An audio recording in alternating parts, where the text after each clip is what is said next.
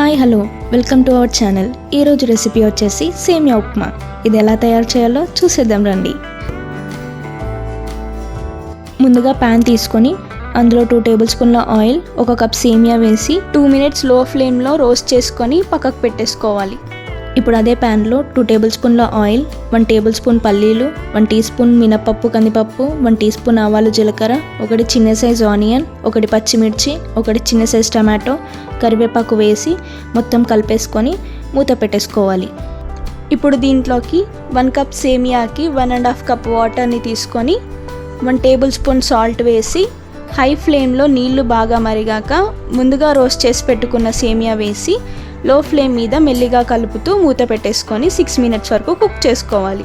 అంతే, ఎంతో simple and tasty సేమియా ఉప్మా రెడీ. ఈ సింపుల్ రెసిపీ మీకు నచ్చినట్లయితే లైక్ చేయండి, షేర్ చేయండి, కామెంట్ సెక్షన్లో కామెంట్ చేసి మా ఛానల్ని సబ్స్క్రైబ్ చేసుకోండి. Thanks for watching.